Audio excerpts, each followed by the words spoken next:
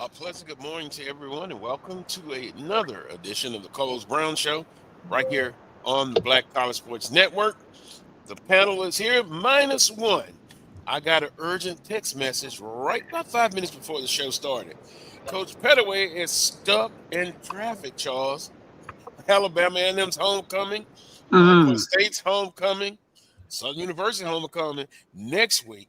So, a lot to talk about, a lot to get things started here on the Carlos Brown Show. Well, gentlemen, good morning to you, and we'll get right into it. Right into it. The big games of the week. I saw that the Jackson State, Alabama State, some are saying the biggest game, at least in a decade. I could go with that. Some say it's the biggest game ever. That's I can't go with that one. But what I can say is it is a huge matchup in Jackson and Jackson State homecoming, the two best teams. Just right to it. Charles, who you like in this game? I like Jackson State. I think Wheeler Brown stated a few weeks ago, sometimes you got to give the home team the edge in these close matchups. If you look at the stats, passing, offense, defense, Alabama State, Jackson, if not 1-2, 1-3, 1-4, depending on what statistical category you look at. Alabama State's got some offense, obviously led by Andrew Body. They got a running game that's dynamic. Jackson's got the same, which is Vivian Morgan. At the end of the day, in these type of big games, and Jackson's been in these big games at home, I got to give Jackson the edge only because they're at home. If this game was in Montgomery, I would go with Alabama State, despite all the good that Jackson has done. I think, even though Jackson's won in Montgomery, but Alabama State has found a way to win in Jackson, on Jackson homecoming. But the stakes can't be higher than what we got right now. I'm going with Jackson State and only because they're at home, and I think that gives them the edge. Should be with 50,000, at least 40 at the vet. Homecoming, I'm giving Jackson State the edge. Wheeler? I agree with Charles. Uh, I was kind of leaning towards Alabama State there earlier in the week, but after watching Jackson State last week, I just think they're going to bring a little bit too much. I think the home field is going to be the edge that they need, and I look for it to be very, very close, probably a 3-point game. Probably a field goal type of game, that sort of thing. But it's just hard for me to bet against Jackson State, kind of based off the pedigree. Last couple of years, they've been, on top of things. And even though Alabama State has made a believer out of me, I wasn't a big Alabama State fan here in the past, but they've made a believer out of me, and they're playing well. But I just think that the home field edge, homecoming, it don't get no bigger than this, for Jackson State, and I'm going to go with them today. Well, I'm going to go with Jackson State as well. So it's a unanimous prediction here. Andrew Body, what I like about him this year, he's always been a very talented quarterback, but he's managing the game so beautifully. You know, uh, interceptions to touchdown ratio, very good. Strong running attack, as you guys stated, for Alabama State. Alabama State defense is awesome as well. But Jacoby Morgan, same thing in my opinion. He Hmm. managed the offense well, ball security. He doesn't try to do too much. He just gives his team the best chance offensively to get it done. And Charles, you mentioned about it. I just put up a couple of stats. Scoring offense, they're both 1-2. Alabama State 40 points a game. Jackson State 34. Defensively, Jackson State has the edge. Scoring defense 17.8, and for Alabama State, they're 4 of 23.4. So defensively, the edge to Jackson State. Wheeler at home, and Hmm. stated the crowd will be epic, and that's why I'm going with Jackson State as well. And I think it'll be a close ball game, too. And that crowd in Alabama State, now, to Alabama State's credit, they've gone to FAMU and destroyed them 42-14. Mm-hmm. Came to Baton Rouge and put a good whipping on Southern University. And they won in Jackson before, so they ain't scared. They ain't scared now. They ain't scared. And that's why I think it's going to be close. Now, if it's going to be turnovers and all of that, that could play a part in it. But both teams have done a great job of not turning the ball over. So Jackson State at home, it's a unanimous decision. Now, we got a couple other big games as well. But Southern, and I see people in the chat room already saying, Southern flew to Daytona Beach. This is a game that you could say it's a must-win for Southern. You look at this game, Bethune-Cookman, offensively, they can score points. They have really scored on everybody. Southern, 15 points a game. They have struggled scoring offensively. Bethune-Cookman struggles against the run. Defensively, I think they're 11th or way down there. What mindset is Southern University in from a mental standpoint? Physically, they're coming off a bye week. You've heard a lot of the chatter. I definitely have heard it more than I like to hear. These next two games will be crucial for Southern University. I cannot remember. It must have been a while. Maybe when Coach Odoms was at Southern University. No, that's non-conference. In conference, can you see them going 0-2? Southern University? Or are they 0-2 now already? But can you see them dropping and then homecoming next week? It is not a good mood at all. And so I try to block out all of the rumors, separate the noise from the rumors. I'm hoping my Jaguars, there you can see it. Southern's 0-1. A loss today, they'll be 0-2. It's a tough situation. You love your university. You pull for them. But they're in a situation now that is tough. And we talked about last week, overcoming adversity. This is a spot. Can they get a win on the road? Gets a high-flying offensive Bethune-Cookman, and then come back for homecoming. Then you got to block out all the noise for homecoming. Everybody's coming back, and you're playing a Prairie View A&M team. My top three, no doubt about it, Jackson State, Alabama State, and Prairie View. They're the top three teams. So, with that being said, let's get a prediction for Southern and Bethune-Cookman. Wheeler, who do you have? I'm going with Southern. I think going on the road is just what the doctor ordered. Mm-hmm. They needed to get away from Baton Rouge, get away from the noise, as far as possible. And going into a hostile environment, there's nothing like going into a hostile environment to kind of rally the troops around, that sort of thing. So I think they come out on top today.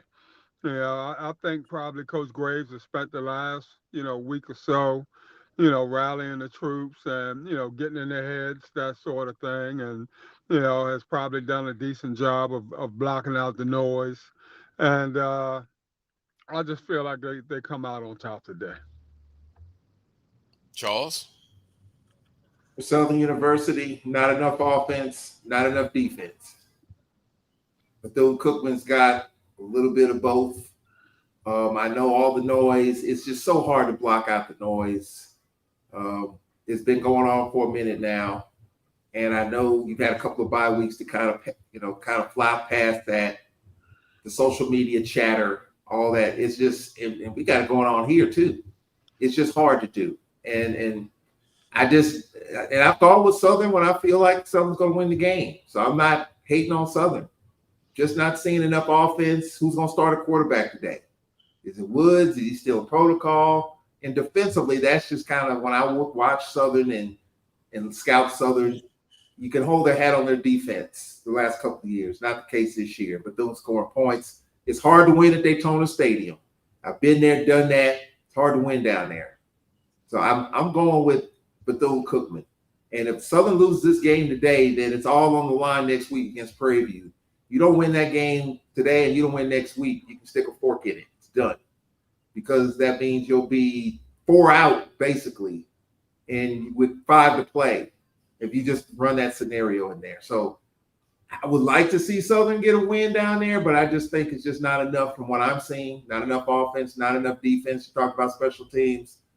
I just think Bethune-Cookman's got a little bit of I think they're playing a little bit better. You see an upside there. And I think they're very tough to beat at home. I'm going with Bethune-Cookman. Southern University offensively scoring 15 points a game. Not good. Yeah. In years past, defensively, they took up enough of the slack and kept people out. Now, if I look at scoring defense, and let's pull up Southern University, 9th, giving up 36.8 a game. Whew. Scoring offense, Southern is 10th, 15 points a game. Special teams have had issues. Kicking game kind of got a little bit better. Field goal attempts and field goals made. And this is a point now where your heart says, okay, you're pulling for Southern University. That's your school. You're an alum of Southern University. But I just see too many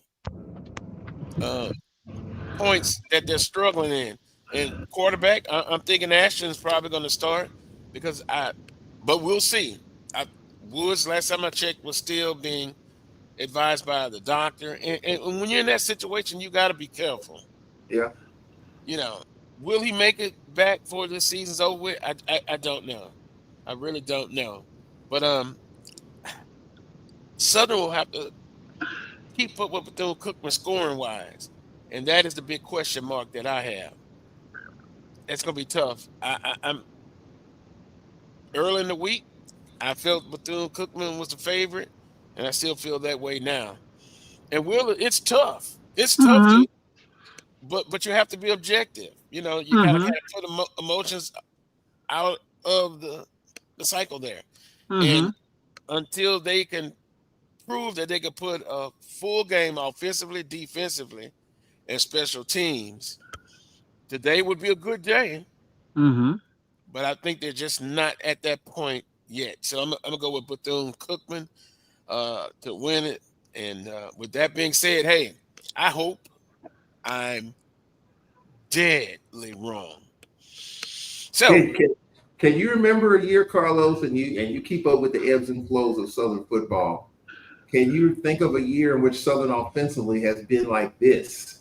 I mean, usually you can pace 21 to 24 points on the board for Southern University offensively in any given offensive situation, no matter whether it's Eric Randall at quarterback or whomever was back there. Southern can get you 21 to 24 points.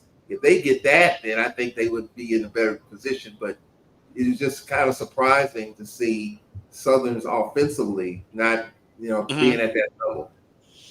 Well, if you look at the last few years, again, we talked about it. Defense was much better. Offensively, they've had struggles. Even last year, you started off with 2 quarterbacks. Woods comes in as a third, and everybody's saying, wow, this is the guy that should have been starting the whole time. This year, you have injuries again. You bring in a dual threat quarterback in McCoy. Jalen Woods gets hurt. And so Ashton, to his credit, I give him the Purple Heart because he basically came in the program a few days before school started. So and Jackson State did a good job of bringing a lot of pressure at him and had him confused. So I think Ashton will start, and you'll see McCoy in the backup role. They're going to have to really rely on the running backs. And, Holly has broken off some big runs, but they haven't really consistently been able to drive the ball down the field. And, boy, Wheeler and Charles, this would be the day if they can look, if you got a chance to make big plays, I understand that. But it's Mm-hmm. great to have some of those 10-play, 75-yard drives Mm-hmm. and eat up about 4 or 5 minutes off the clock. Mm-hmm. Multiple of those to kind of help the defense out. So in the past, the defense helped the offense out. Can the offense return the favor and help Southern University uh, defense? Also, another game that is very important: North Carolina Central and FAMU. And then here's the game schedule: Alabama and them homecoming. We'll say a prayer for Coach Pettaway. I know how those homecoming crowds can be very nasty. Also, you got Lincoln Charles at Alcorn, and we'll come back to that. Jaguars at Bethune-Cookman, North Carolina Central at FAMU, Westgate. Who the heck is that? At Here we Arkansas go. Pine Bluff. Here we go. Yeah, Alabama State at Jackson State, and Grambling State said we were going to play all our home games at night. And that's what you see. Texas Southern at Grambling State's homecoming, I do believe. Now, let's share with the audience, and we'll get on the hot seat quick. Charles, you'll be in that corner, and I'm the point guard here. Lincoln, and I see already people were saying, well, we'll come back to that, Brian. What's your best pick of the day and upset of the day? Remember that, Charles and Wheeler.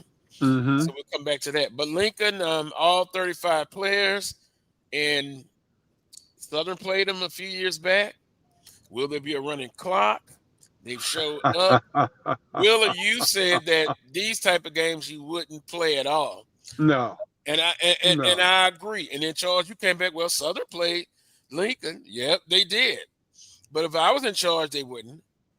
Now, then you have Division II, but it's not a big difference with the Division II and the Division I HBCU football teams. I understand you have to do it sometimes, but I wouldn't make it a habit of doing that. So, with that being said, Wheeler, you said you would not schedule those type of games. No, and I have scheduled those teams in the past. Like, when I was at Fort Valley, we scheduled Lynchburg, VUL, that sort of thing. And from what I'm gathering, VUL's a lot better than Lincoln. At least they didn't come in with 38 players. I mean, they came in like 45, 50 strong. They looked like a team, that sort of thing. And it wasn't a issue at the time in terms of whether or not they were going to show up and, all this sort of thing. And so, I just think being a Division I HBCU, for me, it's bad enough that we're putting D2s on the schedule. I can pretty much understand that, rivalries and, all the other little things, the nuances that maybe go with that. But these, biblical studies and all these other schools, that sort of thing, we got to get away from that. We want people to respect us as Division I institutions, and you're not going to go about that, Carlos, in that manner. Granted, nobody's really thinking about getting into the NCAA playoffs and all that sort of thing. That's kind of like a thing of the past right now, temporarily at least, with the Celebration Bowl, being front and center, that sort of thing. So I can understand that particular part. But at the same time, if you want, your brand to be like that, you want the kind of reputation that's going to stand out, regardless of whether it's a PWI or HBCU, that sort of thing. We got to do a better job in terms of the schools that we put on the schedule. And even now, Carlos, normally, our schools are playing conference games this time of the year. So it was kind of, surprising for me to see that, we could get a non-conference, and maybe that was one of the reasons why, we Alcorn had to play somebody like Lincoln. Maybe that was the main reason why. So I'm just not a big fan of that. Charles? Well, let's get some context to this, because as of 4 o'clock yesterday, Brian Fulford texted me and asked me, were we still playing the game? Wow. And the answer to the question is yes. There was never, and we're going to play an interview on our pregame with our athletics director. I interviewed him during the Thomas Show live Monday night. Mhm. I know the stuff was out there on social media. They had Lincoln's schedule canceled, whatever. The case was that they did cancel one game because they were broken up, but the other game they rescheduled. So the reality is that the game was never in doubt in terms of not being played. There was constant communication, and Wheeler could appreciate this as an administrator. There was constant communication between our athletic director and their athletic director, just because of the fact that they did have minimal amount of players, and we were assured that the game would be played. From what I was told is that there was even a conversation between our president, Dr. Cook, and Lincoln's president. There was a call made to Oakland and said, hey, are you still coming? Because I guess our president saw the social media chatter. And their president assured us they're coming. So there was never a doubt that this game was going to get played. It was always going to get played. Even though it looked like from the social media perspective, well, are they going to come or not? It never was going to be canceled. So I just want to put that out there. And again, our AD, I'll have an interview with him for our pregame show. But as far as these schools are concerned, guys, I looked at Lincoln's been playing football since 2021. They played Texas Southern twice. As you mentioned, they played Southern, they played Tennessee State, they played FAMU, they played UAPB early in the season. They're playing us today. Next week, they go to Valley on their homecoming, I believe, and then they go to Prairie View. So Lincoln seems to be the team that our schools want to play, and I just think from a wins and losses perspective, coaches want to taste victories. Yes, you want to taste a victory playing up. Yes, you want to taste a victory playing the FCS. Yes, you want to taste a victory playing NAIA. But these type of schools, not saying it's assured that you're going to get a win, but you feel like if you play well, you should win the game and at least experience what a win is like. Now, could there be other options? Yes, there's obviously other options, but I go back to the question I asked several weeks ago. What do our fans want to see? Our fans say no to the FBS, the upper level, the Alabamas, the LSUs of the world, even the USMs that don't pay a great guarantee, but good enough for us to play. We say no to that. Then in the FCS, what schools can you play in the FCS to give you a good guarantee? North Dakota State, we played North Dakota State. They'll give you a decent guarantee, but you're playing in a dome and you're flying 4 hours to get a guarantee.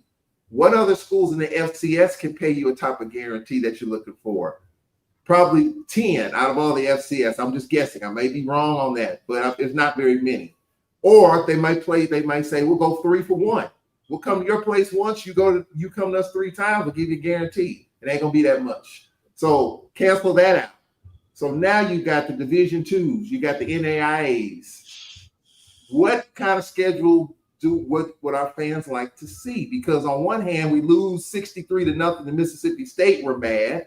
But then if we come out here today on a running clock and win 68-0 today against Lincoln, a team that only has 38 players coming, we're gonna get upset about that too. So, and then we play FCS teams and get beat, i.e. Florida A&M in the playoffs against Southeast Louisiana. Got beat there too, got angry about that. So I'm not judging or picking. I'm just curious what type of schedule, because there's only the Langstons of the world, the Fort Valleys of the world, the Tuskegees of the world, the Miles of the world. They're not going to load their schedule up with SWAC teams. So there's only so many slots available there. So I'm just trying to figure out what type of schedule, and even the MEAC schools, there's only so many available dates there too. So I'm just trying to figure out, and I understand the frustration. I understand getting blown out and being angry about it, but what's the other solution in terms of trying to fill your schedule to where people enjoy it? I hate to say this. Charles, and I know this is going to come off as condescending, to some of our fans, that sort of thing. And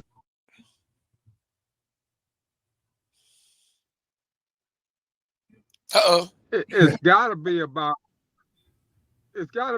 who are you. When I say who are you, I mean who are you as an institution. What's your values? What are you about? That sort of thing. It's not necessarily what the next door neighbor is doing. It's not necessarily what Southern's doing. That sort of thing. You know, you gotta define who you are. Hmm.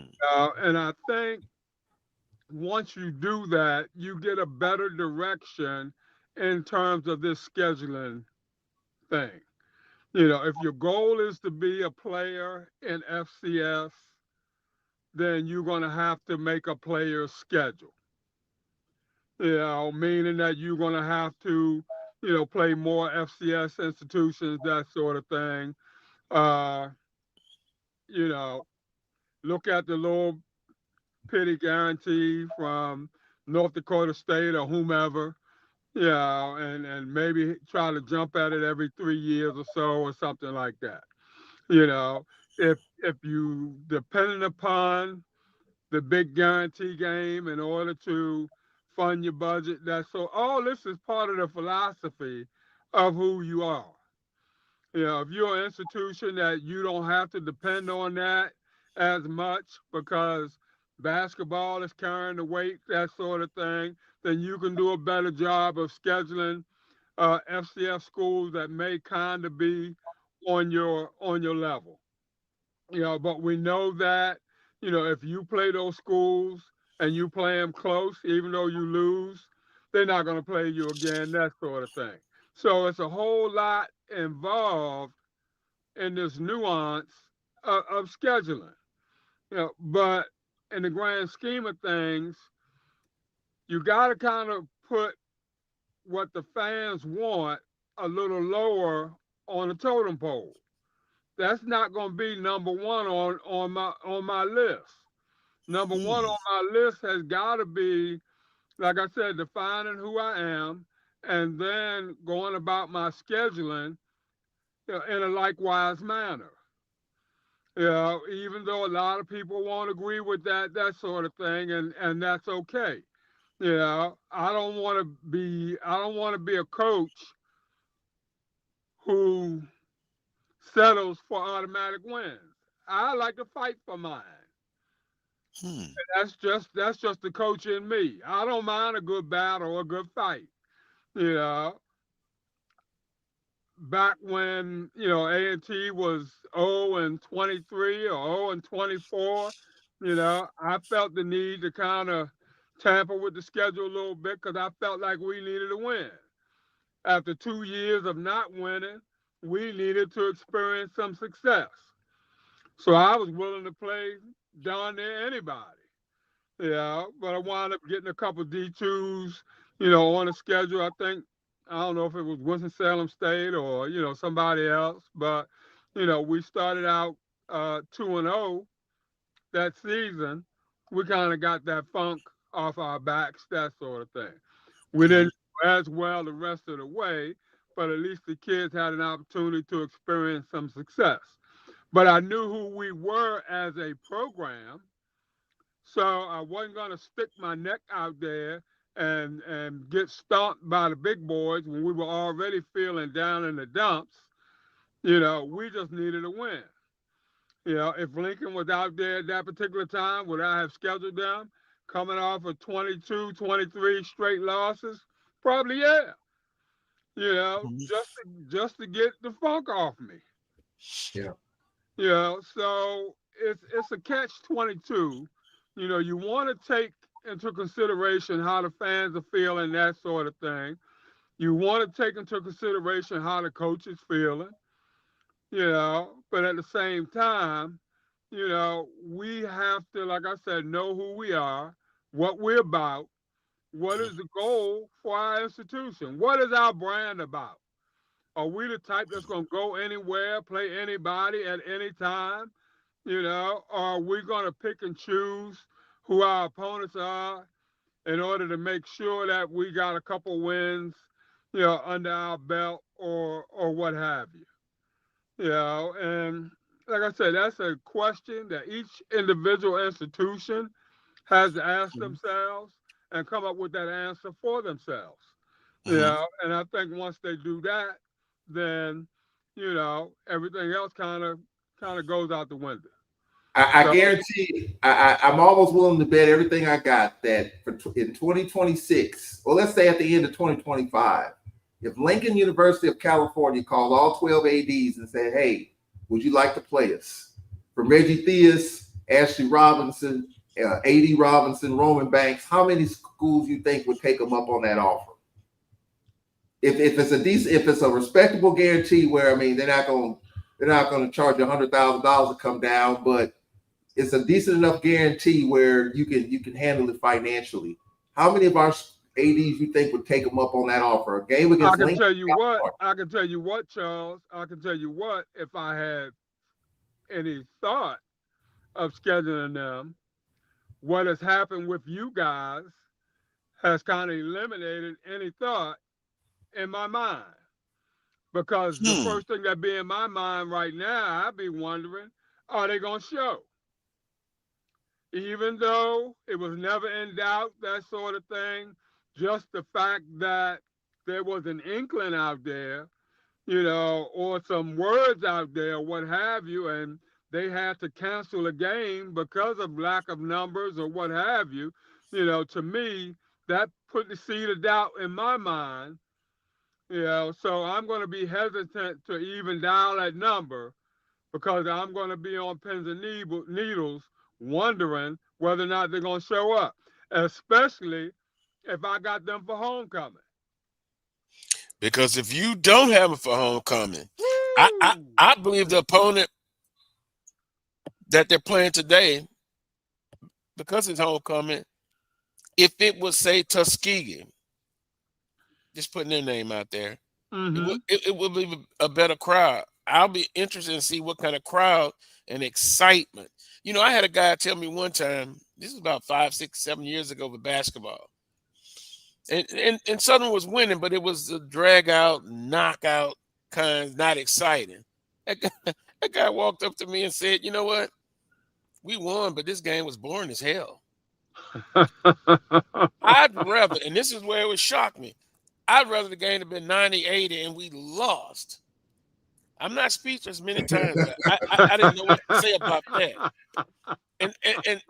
And so Charles said how many ADs? I don't know. I If you I'm were Doc, an AD, Carlos, I'm where going to if limb. Carlos Brown was an AD, Carlos, would you take that call?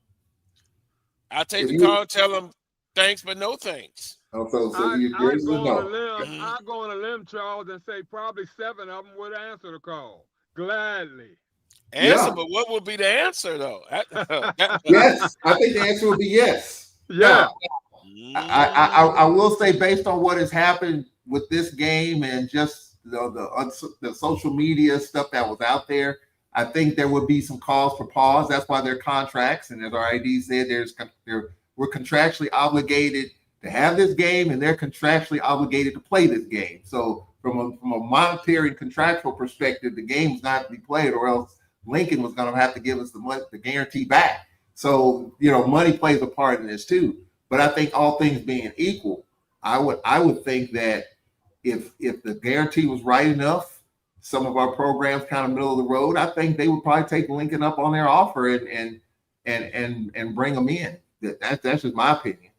And Charles, my question would be, what kind of school is it that will allow kids to stay out a whole week, and if they stay here to play Valley next week, what kind of school allows that? Or is it fall break or whatever, that sort of thing. But I I can't answer mean, that. Yeah, come on now, that to but me sends up all kinds of alarms, Charles. but how many people are actually thinking about that though? If we're just being honest, I mean, the fact that and from what I've been told, Mississippi Valley is going to help Lincoln in terms of getting them to stay here because they're not flying back to California. Valley's going to pick it up from here, and they'll be staying. I don't know where they're staying, but they're not going back to California. But then the question is, are they going back after the Valley game and come back to play Prairie View? That's what I'm wondering. I wonder what Prairie View pick up the tab and get him to stay in Texas. I don't know. Y'all know that movie? Y'all know that movie Bingo Long traveling all the time? Oh my goodness. Yeah. Yeah, I take it, it's homecoming, but I think you can just schedule a better opponent, and you do, and you have to schedule it in advance, right? A couple years in advance, right? Because again, now I'm gonna think about the atmosphere. I think it's not going to be as special because of who they're playing. In a Southern case, you can always have Southeastern, Northwestern, McNeese, Nicholls State. And when you play those type of teams, you got to start playing them and beat them. I give credit to Texas Southern and Prairie View. They play their brethren in the state of Texas. I just think you could have put it this way. I would never like this to happen again. If I'm Alcorn, I would not be in this position. Because it's tough. Alcorn loses today, Charles. Thomas might be fired on the spot. And so is the radio announcer. I might be coming to Baton Rouge and hanging out with Carlos. You'll be safe. We can get that prediction out the way. Alcorn tastes their first victory of the season, but now I don't know. Maybe the people in the chat room will put an asterisk by it. But a win is a win. Oh, well, look, you heard what Cedric Thomas said in the coach's teleconference this week, right? Someone asked him, Coach, what do you think about playing Lincoln? He said, I don't care if it's Lincoln, Chevy, Ford, Mercedes. I don't care what Tesla. I don't care. We got a good victory. That's hard. That's a good one right there. That's hard. Yep. That is a good one. You win with honor and you win in defeat. Oh my goodness. We'll take a timeout. When we come back, it'll be more of the Carlos Brown Show right here on the Black College Sports Network. We shall return. This is the Dean of the College of HBCU Sports, Kenyatta Cavill of Dr. Cavill's Inside the HBCU Sports Lab with Mike Washington and Charles Bishop. Come mix it up in the lab where the course lecture is in session every Tuesday from 6 o'clock p.m. Central Standard Time on Facebook Live, YouTube Spreaker, or the BCSN app, as we discuss all things about the HBCU sports culture, including exploring the week that was in the sporting HBCU diaspora, as well as the upcoming week of HBCU sports. With me, the Dean, the College of HBCU Sports, on Dr. Cavill's Inside the HBCU Sports Lab with Mike Washington and Charles Bishop. Course lecture dismissed.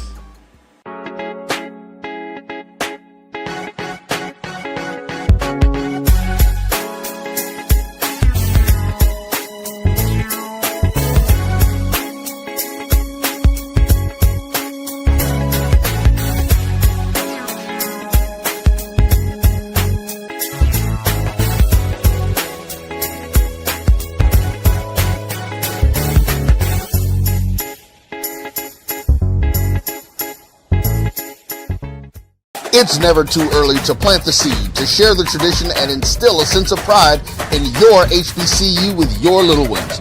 HBCU Pride and Joy Children's Boutique helps you share your school spirit with a wide selection of adorable kids apparel and accessories officially licensed from your favorite HBCU. Visit hbcupridejoy.com and follow us on all social media at HBCU Pride Joy on Facebook and Twitter. For over 30 years, HBCU Image has been more than just an apparel store. We've been a movement, a statement, a legacy.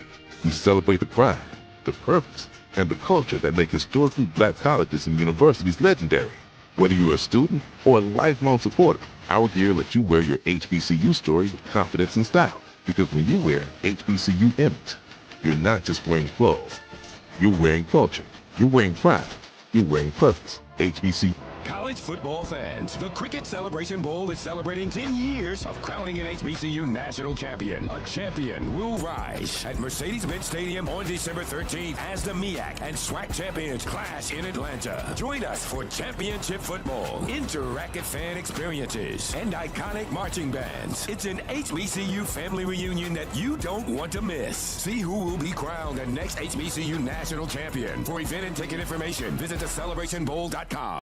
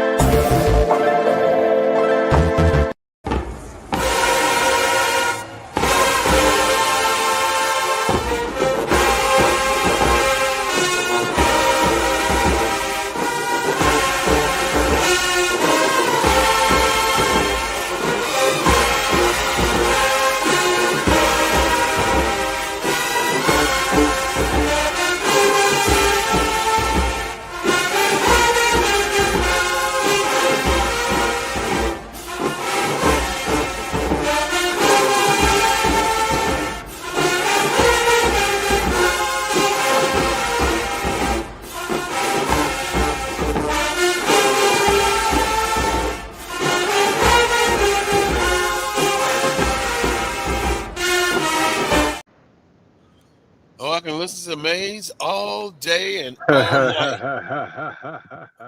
Oh, what a beautiful scenery there. I remember that game. Welcome back to the Carlos Brown Show right here on the Black College Sports Network. Yours truly, Carlos Brown, joined by Willa Brown and Charles Edmond. Of course, you don't see the fourth person there, and that's Coach Pettaway. He gave me a text message, said he's not going to make it. He's locked up in traffic. It brings up that homecoming traffic. Charles, how's the traffic looking coming into Alcorn? We are settled in. You can and I'm just gonna be honest, it's the typical homecoming crowd, but maybe it's a tad bit less than what I would probably expect. And hey, let's just call it what it is. We're winless. I think if we had, beaten Prairie View last week, if we had beaten UAPB and 2-1 or whatever the last 3 games, I think you would have a lot more synergy behind this one. But it's homecoming, so they're not gonna miss homecoming. The weather's terrific, but it's definitely different for sure. And I think that's what homecoming is great when your team is winning. Homecoming is gonna be homecoming anyway, regardless, but it just adds a little extra spice when your team is winning. But when your team's not winning, it doesn't quite feel the same. Of course, we're playing Lincoln. Everybody knows the story behind it, and so it's just a little bit different. But typical homecoming crowd. A lot of folks tailgating, and I'm sure folks will be coming in. But this one here, if it gets out of hand, you expect a running clock and a 10-minute third and fourth quarter. I was told that the other day.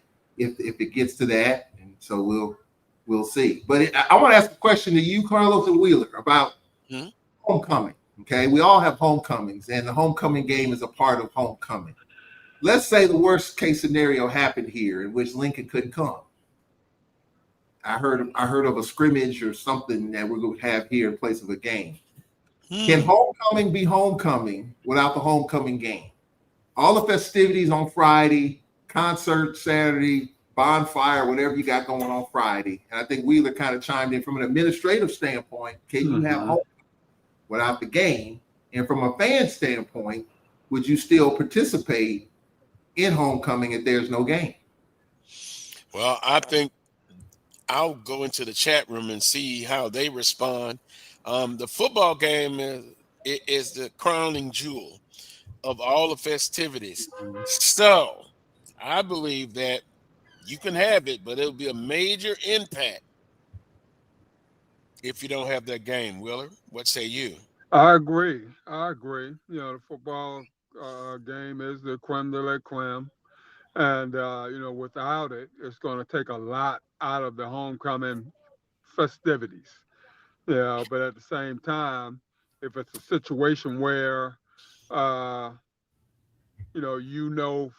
far in advance that the game is not going to be held, then you can try to plan accordingly. But if it's like the week before or week of, that sort of thing, it's going to be difficult to have something to take its place. I don't think a scrimmage game is prudent. Mm-hmm. I wouldn't go that route. If I couldn't put my best product out there, for the fans to see, that sort of thing, I'd rather not do it at all. Any kind of game situation or anything like that. I mean, if nothing else, I'd try to have the band out there for maybe an hour or so, let them go through, their routines and things of that nature. It'd be a band day, really, in terms of activities at the stadium, that sort of thing. But, outside of that, that's pretty much about the best you can do. You will still have homecoming, but it ain't the same without the game. How much of a hit administratively you think the president and AD would take? Oh, huge hit. Huge hit. Folk be looking to have your head. Really? There's no doubt about it. Yeah, there's no doubt about it, even though it may not have been your fault. How can you allow this to happen? I mean, it'd be rough. It'd be rough going for a long time, Charles. It wouldn't be something that you could take a shower and get the funk off, that's for sure. Yeah. Well, last week we were kind of talking about maybe it should have been framed this way. How important is the fans, or even if you have to ask that question? Well, in this case, because in the chat room they said Jackson State did it when Grambling, I remember that. Didn't show up, but you're looking at rabid fan base in Jackson. They could probably pull it off. Southern University could probably pull it off. They're outside the stadium, and we've talked about this before. Even with homecoming, a lot of the people that tailgate, not 100% of them come into the game. Right. And remember some of the other discussions saying we need butts in the seats, and if a majority of them are out there, we need to get them in. But I had forgot about that. That's true. Jackson State and Grambling, but wow, that would be tough. That would be A&T's homecoming is today, guys, and their homecoming was sold out within 2 hours of putting the tickets on sale. Mm-hmm.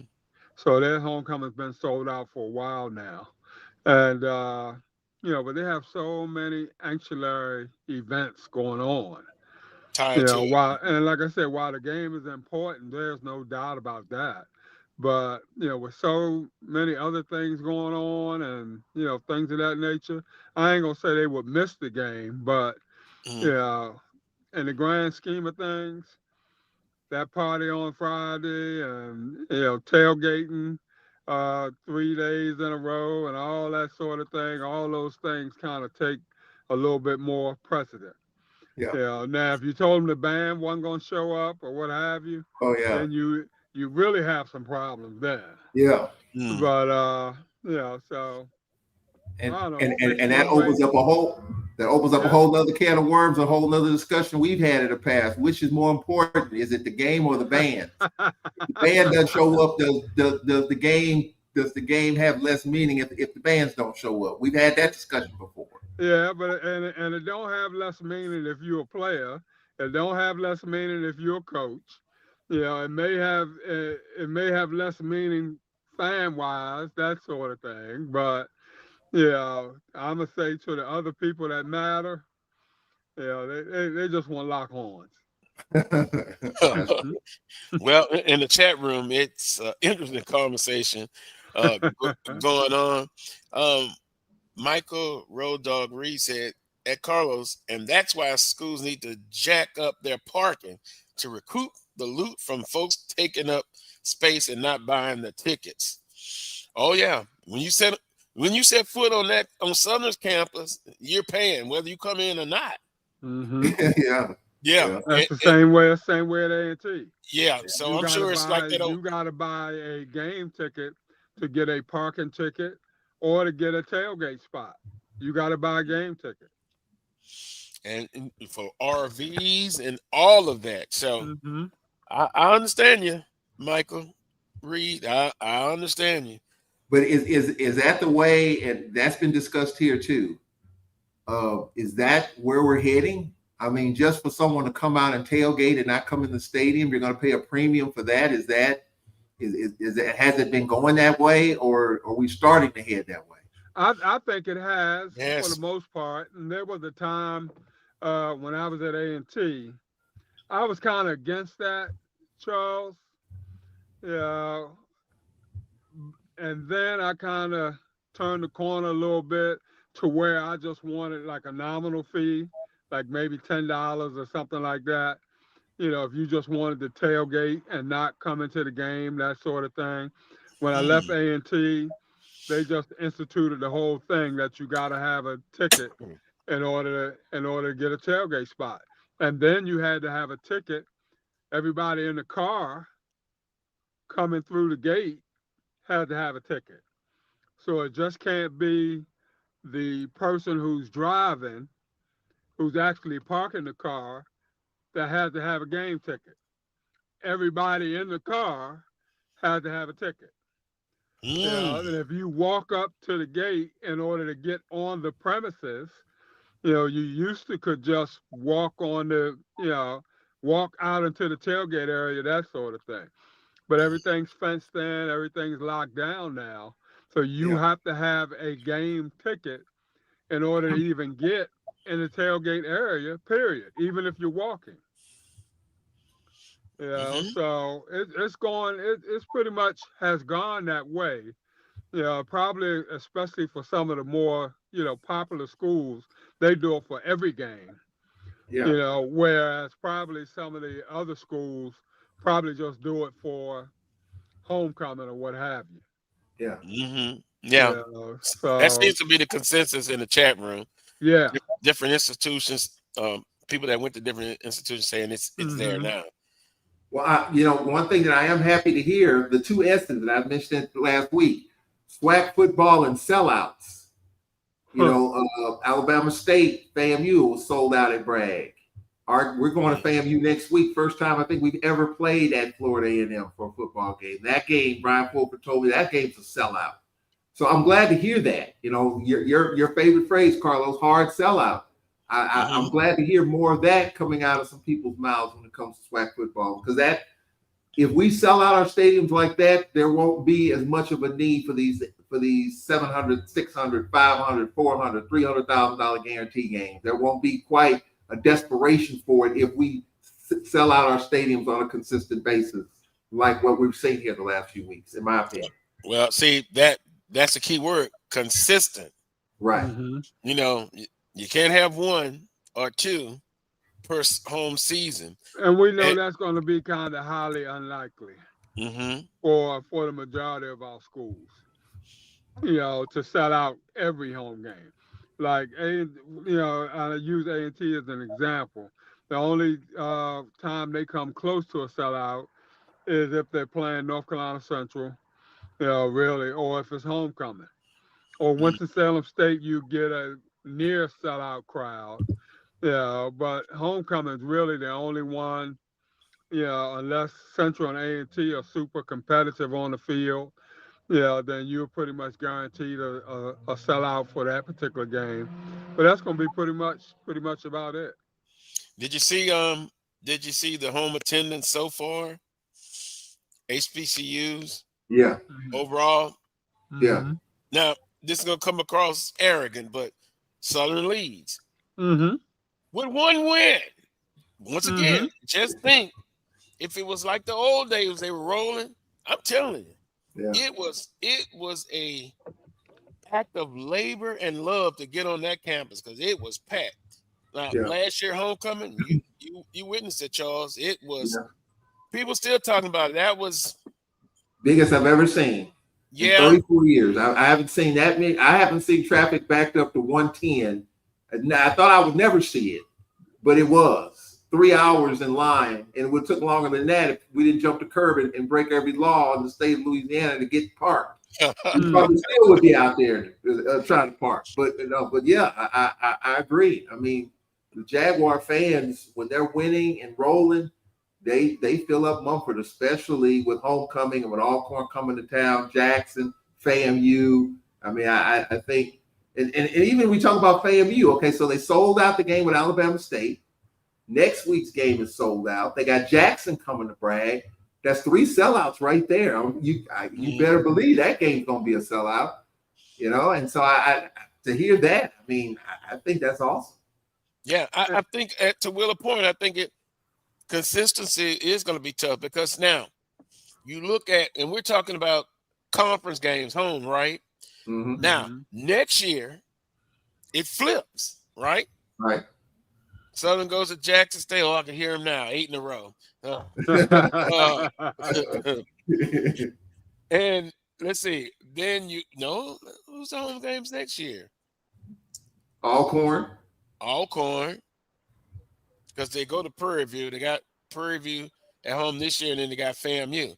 Jackson State, 27,000 plus. Mm-hmm. I think that's a hard sellout. Yeah. If it's not, it's close. Yeah. And so to still lead that Jackson State game at home helped push them. Yeah. To that number 1 spot, at least in the conference home games. But it's all interesting, Willa. 1 year from the next, it changes. It may not be the same. And you're doing your budgets. You're doing your budgets accordingly. Mm-hmm. You're looking at the history in terms of who draws well and who doesn't draw well, that sort of thing, when you make your individual budgets for your individual games. So you're definitely something that you're looking at. But what I would hope, Carlos, and this may be going off topic, that sort of thing, I would hope that our folk overall aren't quick to pull the trigger on coaches during the season. Mm-hmm. I would hope that cooler heads would prevail, that they look at the entire body of work and then kind of make a decision from there, make an informed decision and not one that's just like, kind of out of the clear blue, so to speak. I've never been a proponent of letting the coach go during the middle of the year. However, I have done that before. That kind of left a bad taste in my mouth, but it was to the point where we had lost the kids totally, and we had pretty much lost the program totally. And if we hadn't made a move when we did, it would have been a situation where it probably would have took maybe 4 or 5 years to get the program back upright, that sort of thing. So making a move at that particular time allowed us to kind of do some healing, in the meantime to try to get things going right, that sort of thing. But, outside of that, that's not something that, I'm a proponent of at all. So ideally, end of the season, you go over everything that happens, and then you make a decision based on financially, contracts involved. And then here's a third piece again, fans. Now, correct me if I'm wrong. I remember the Jackson State fans told me when they came to Southern and they lost 41-7. My old friend I was talking to, I saw him as I was walking to my car. Carlos, he'll be gone by Monday morning. And then and it happened. And it was at Jackson State. And then the crowd, you remember? Jackson State crowd's like, okay, we're just gonna stop coming then. Then Willie, you're forced. I mean, I could be wrong, but then you're forced if you're used to getting 15, 18,000 or 20,000 people in there and 2,000 shows up. That's tough. Yeah, but that don't show up. Excuse me. You still don't want it to get to a point where you're doing that in season. No, I understand. I agree. Yeah, so I mean, I can see that playing a part in terms of your evaluative process at the end of the year. I can see that carrying some weight, but not to the point where you're talking about a right now, middle of the season type of move. Yeah, I understand. I agree. Talking to different people, like if that scenario comes up, you let it play out to the end of the year. And a lot of times, Carlos, the decision is coming from the president's office more often than not. And the AD is the one that's got to sell it. It's his fire. Either way it go. The president has pulled the strings all the way around. But the AD is the one that's going to take the heat behind it. In other words, the AD and Charles is sitting there. We've got a call coming through. It's a board. It's a board member.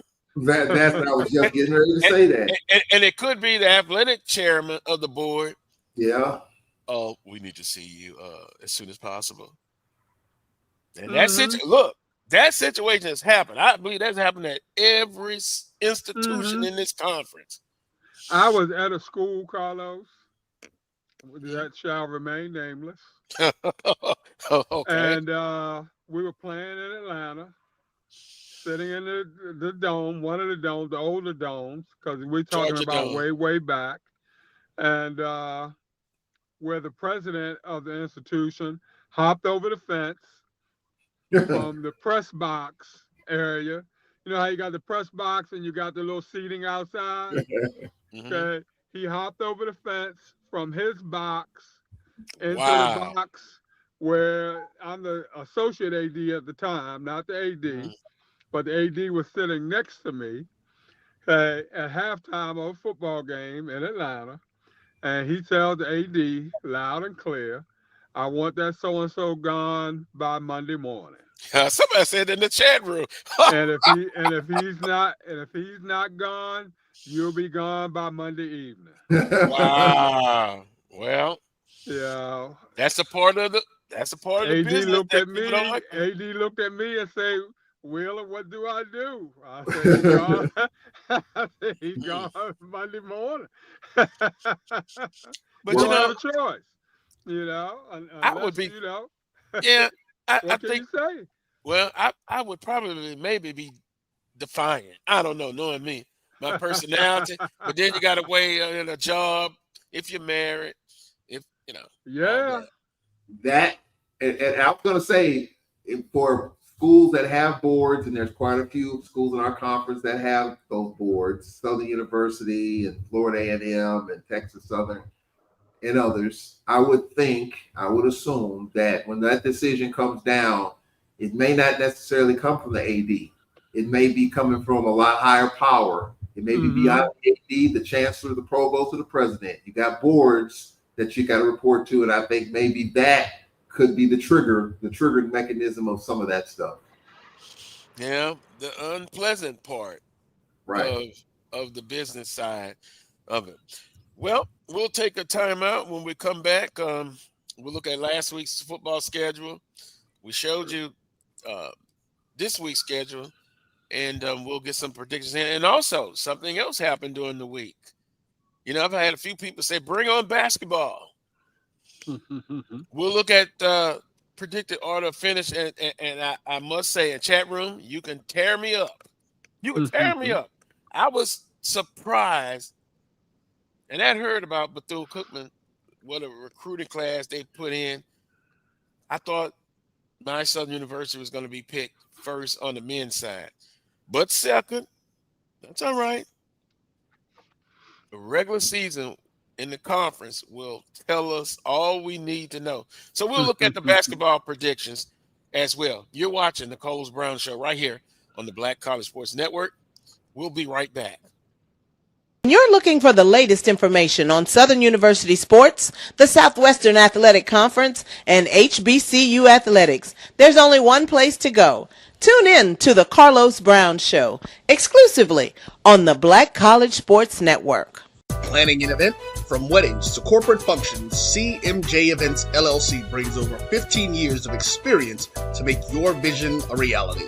Based in Metro Atlanta and serving statewide, even internationally, we provide versatile event planning and authentic catering cuisines tailored to your needs. Whether it's pre-game meals for student athletes, fundraisers, weddings, corporate functions, CMJ Events LLC is your one-stop solution for exceptional service and unforgettable food. Our diverse culinary heritage means we cater to all cultural tastes, dietary needs, and food restrictions, making every meal uniquely yours. Let's make your next event unforgettable. Visit us on all social media at CMJ Events LLC or email us at cmjeventsllc@gmail.com. Also give us a call at 404-664-3882 so that we can start planning now. College football fans, a champion will rise in Atlanta on December 13th. MEAC champion, SWAC champion, the 10th Cricket Celebration Bowl, crowning an HBCU national champion. For event and ticket information, visit thecelebrationbowl.com.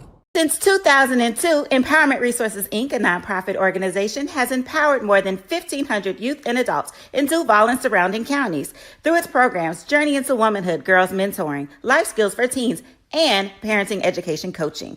To get involved with programs, volunteer, or donate, visit www.empowermentresourcesinc.org. Follow us on social media, facebook.com/empowerment.resources and instagram.com/empowermentJAX. For over 30 years, HBCU Image has been more than just an apparel store. We've been a movement, a statement, a legacy. We celebrate the pride, the purpose, and the culture that make historically black colleges and universities legendary. HBCU Image, a Kenny T's company. ESPN Events presents Red Lobster Band of the Year. Returning to Atlanta on December 12th, 4 bands will qualify for the big stage, where 2 national champions will be crowned. Follow us for rankings updates throughout the season, and join us on December 12th for event and ticket information.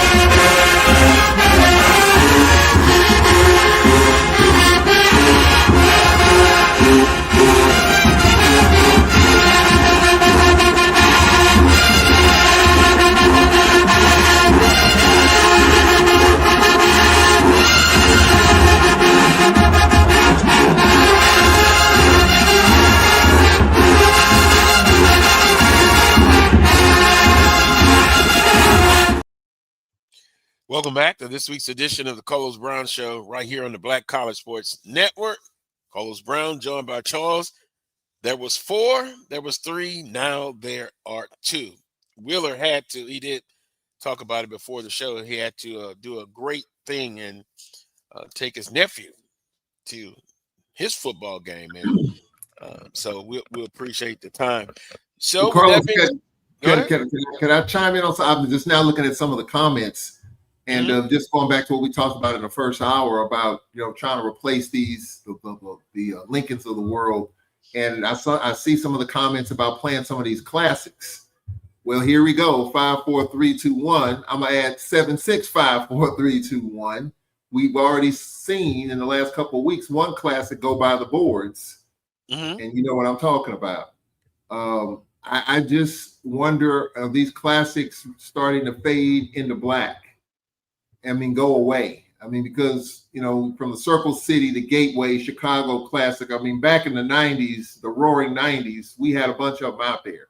But now it just seems like it's harder to come by, and the demands the schools require bring up the price tag and guarantees. Now, you can get sponsorships and all that, but I'm just wondering if that's the way to go. But then the embarrassment or the disappointment when you have Florida A&M and Valley and Atlanta, and all of a sudden stuff falls apart, and now the games move back to Itabena during Thanksgiving weekend, which I thought the game, all due respect to the Valley administration, I think the game should have stayed in Itabena to begin with. I said it on this show before, but nonetheless, it was moved to Atlanta, now back to Valley. So I'm just wondering how many of these classics that we once looked up to, Circle City, and there was an article about that in terms of how attendance has dropped. Mhm. How many of these classics that we know that we knew and loved are viable enough to where it makes up the difference for some of these other games?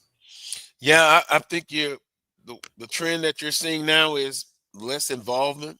I think our university, from a financial standpoint, want more control. I've told the story about Southern University. This much has to be met. This has to be met, and then a line of credit also. Yeah. So, and financially, it's probably tough for some people as well. Yeah. But I think it's more about control. Our universities having more of a say-so, and it looks like they really don't want to participate in the classes as they did in the past. And to have it now, it's going to require a lot of money up front. It's going to have to be trust issues. Who are these classic CEOs?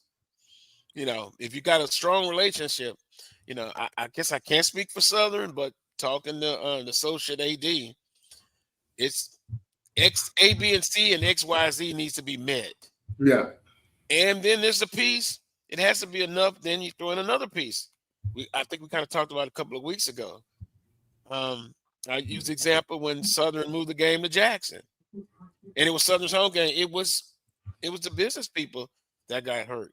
Now, some people say, well, are they really business doing as much as they can to help the university? And it's a mutual thing. I just think you're not going to see it like in the past. Those days are gone. And I do know the Las Vegas Classic, and I said this previously, they contacted Southern University, and the thing about that is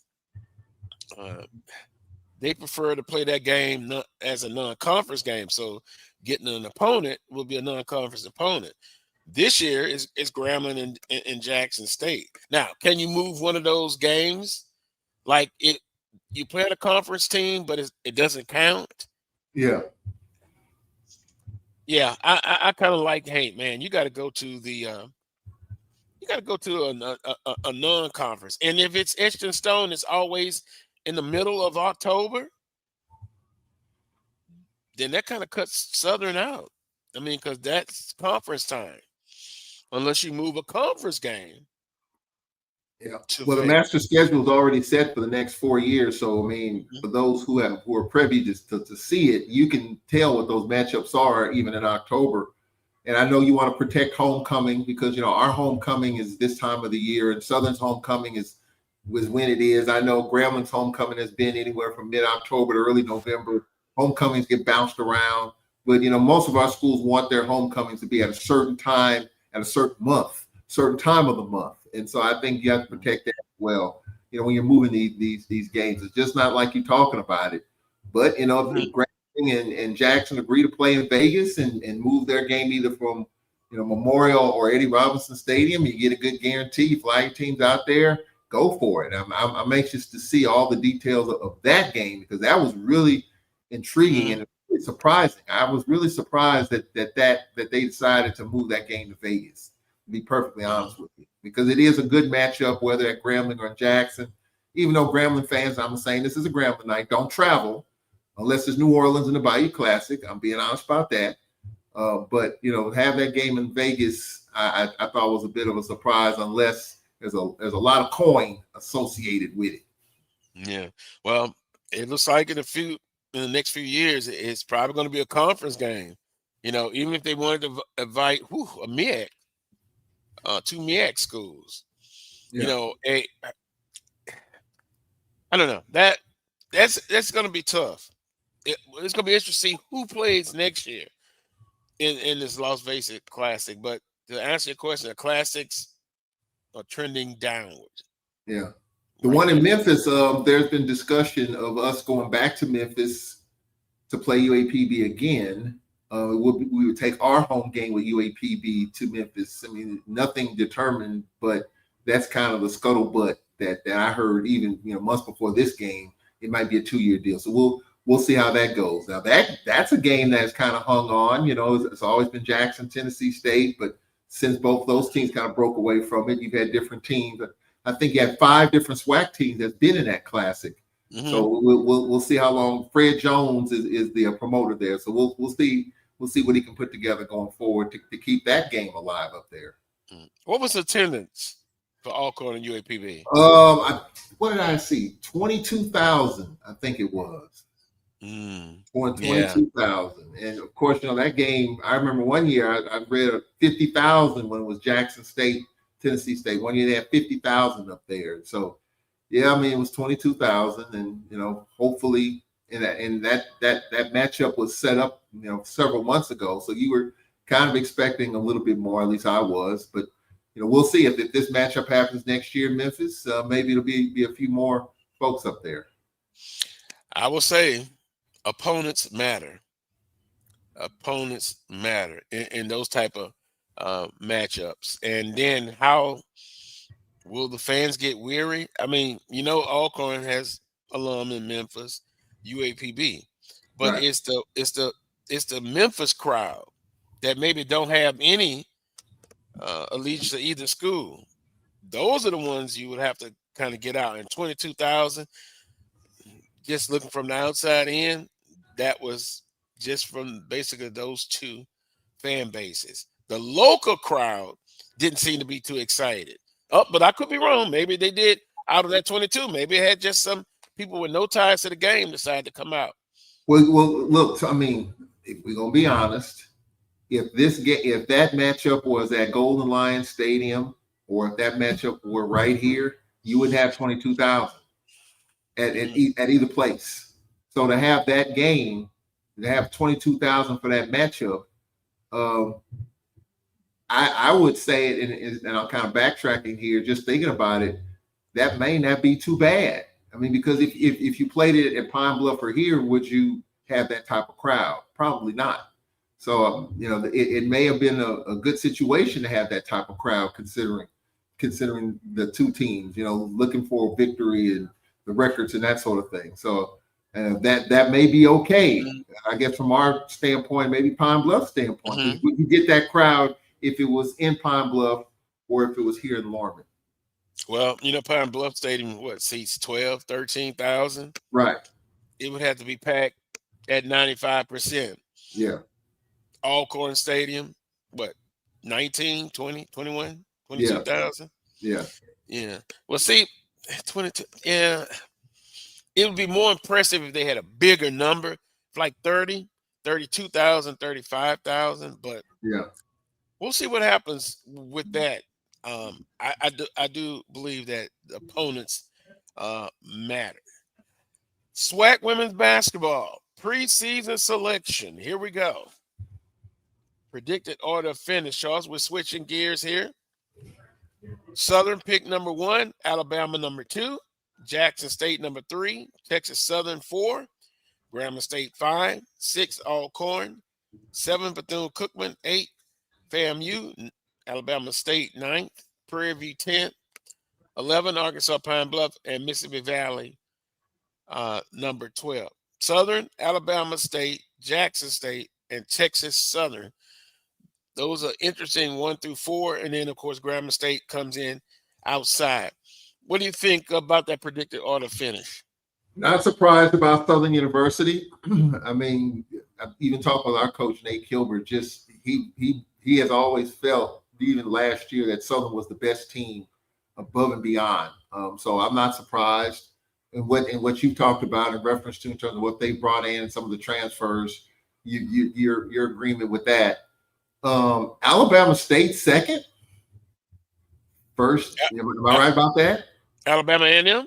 Oh, you said Alabama A&M second. I thought you said Alabama State. All right, so Alabama A&M. No, I'm not surprised about that either. Dawn Brown, the job that she's done. We knocked her out of the tournament, semifinals. I think she's loaded for bear. And then Jackson State third. A little bit surprised there. Coach Richards' team, come tournament time, had a decent run. I probably would have had them slide them down maybe another peg or so. But other than that, I'm not surprise at the top. I was kind of wondering where we were going to be picked because, of course, we don't have Destiny Brown. We don't have Charmaine Finley.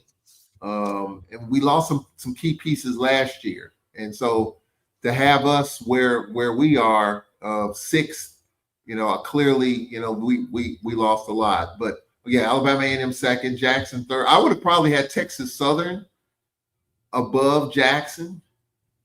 And I don't, and considering we beat Grambling last year in the tournament, I would think that, we would probably move up a little bit. But, as far as the top is concerned, I'm not surprised.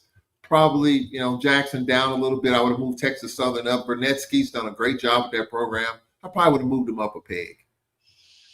Yeah, Southern's a clear number one. Alabama State, you can probably debate. Actually, the first two, I think it's solid. Then you could kind of get into Jackson State, Texas Southern, and Grambling. So I look at the top four now. Also early, it's just predictions. Right. We'll see how we'll be able to compare and contrast at the end of the season. Khalil Walker, Alabama A&M Player of the Year, Defensive Player of the Year, Damani Dorsey, Bethune-Cookman. Now for the men's side, and I must admit, I was a little bit stunned. I'm not stunned. I heard about Bethune-Cookman. We talked to Coach Johnson last week, and he's just gonna put together what we can tell now. He's gonna put together a solid team year in and year out. He talked about one of their good recruits coming in. He had a concussion protocol, but you still have a few more weeks.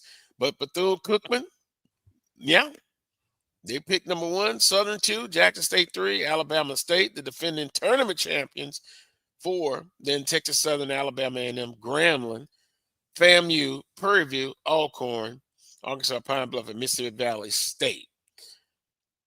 Bethune-Cookman, 232 points, Southern 214. It's going to be a good battle, I think, in the regular season.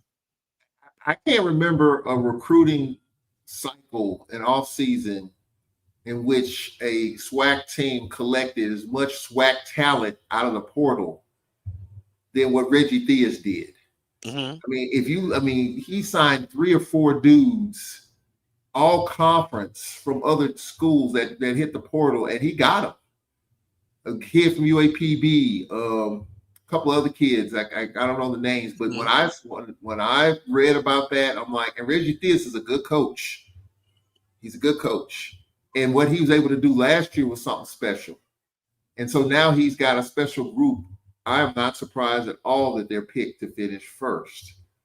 Southern University, not surprised. May have been a little bit closer. It was an 18-vote difference. Maybe if they made a deeper run in the tournament last year, I know last year is last year, but maybe it'll be a little bit closer. But clearly, if you just look at the talent, Bethune-Cookman's got the best talent in the league. Jackson State pushed hard, and I'm not surprised that they're third. Alabama State, the run that they made in the tournament, I think that's probably where they are. But Texas Southern has slipped a notch. You would expect year in and year out Texas Southern to be top 4. Year in and year out, Johnny Jones's team has been top 4. But now Alabama State has kind of overtaken that. And what about Dante Jackson, first year at Alabama A&M? Obviously, the voters feel like he's got a collection of talent in which he's now in the top 6 in the conference. So it's going to be an intriguing year on the men's side. Of course, we've got some work to do as far as Jake Morton in his first year, but he's got some dudes trying to put it all together. We had a 7-2 kid that we had signed that may not be here. Some paperwork issues have kind of derailed that opportunity for him to come here and play. And so that may not happen. I think a lot of people around here were excited about that signing and to see him on campus. But he told me the other day it's kind of tough to make that happen. He's overseas, so trying to get all that done to get him here is a lot tougher than we thought. But we got some work to do. And Pine Bluff, they obviously lost a lot from last year. See, I think Pine Bluff lost one of their top players to Bethune-Cookman. So, Coach Bozeman's got a lot of work to do. And then, of course, Mississippi Valley, George Ivory in that 2-3 zone. He's not athletic director anymore, and he's got a lot of work to do as well. It's going to be interesting because Alabama State, I can see where their fans maybe, and I guess some of the people who are voting in this, last year's run or how you ended, I guess they factor that into it. Bethune-Cookman got one of Southern players in the portal. Right. That he's there and there. But the interesting thing about Bethune-Cookman is a lot of talent. You said it's the best talented team, but now you got to get all of those guys from a chemistry standpoint. That's Right. the only thing I worry about when you get a whole lot of people from the transfer portal. Jackson State was tough. Man, tough. Saw him at the FG Clark Activity Center, overtime. Yeah. And then Alabama State. But one of the things, you can't throw out Texas Southern because they're going to always play hard. They're going to be in the mix. And I tell you something else. Southern Alabama State, they had some barn burner games, both. And Southern's 3 losses were about 3 points. So technically 1 point loss in those 3 games. But that was last year. Right. So they trying to get the prognosticators that come in, a little bit of from last year, who they have coming back, who are new additions to the team, transfer portal. And we saw Coach Johnson talk about it last week. Man, these non-conference games are just brutal. Yep. They're brutal, and they're back to back to back to back. And, we hope this don't happen because basketball is a physical sport as well. And God forbid you get somebody hurt playing all of these games. Boy, I wish Coach Pettaway and Wheeler was here because add their perspective. But it's not going to change. They're still going to play those type of games. Football, same thing, non-conference. Even if you have fans packing the conference games in the stands, you said maybe they won't play as many non-conference or guarantee games. They will. Yeah. They're stuck on it. It's like they have to have it. And they're not going to change it. So I just think it's unfair to put all of that burden on there. But we've had that discussion before. But those are the predictions. I think what it also says, Carlos, I think if you look at Grambling, first-year coach from Florida A&M, Patrick Carey, you look at Dante Jackson, leaving Grambling to go to Alabama A&M, I think it speaks highly for those guys. Because if you look at where Florida, they were the hottest team in the league the last 30 days of the season. And I think if they had beaten Bethune-Cookman in the last game of the regular season, they would have been out of that lower bracket where they didn't have to play back-to-back nights.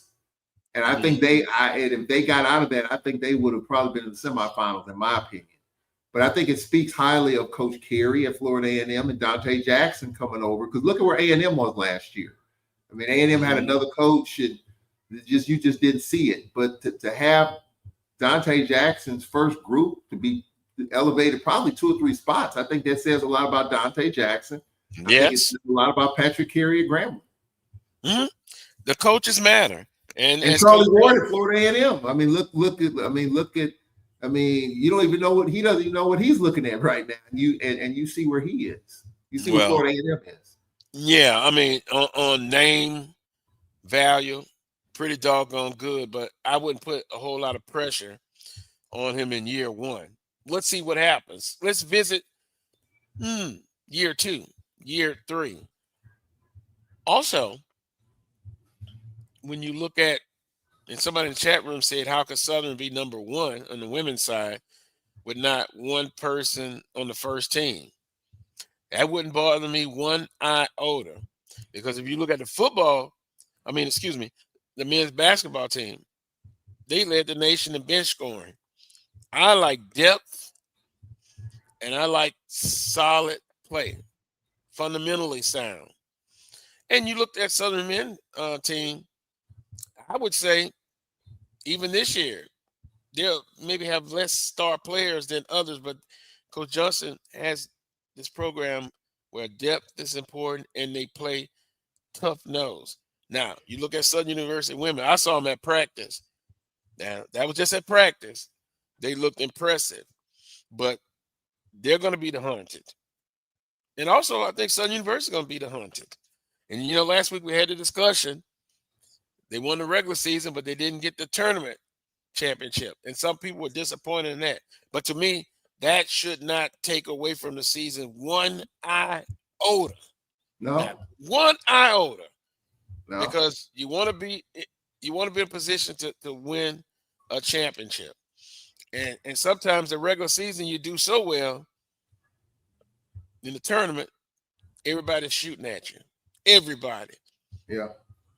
I just thought the way Southern won games last year and the depth that you mentioned, I thought they were built to have a deeper run in the tournament last year.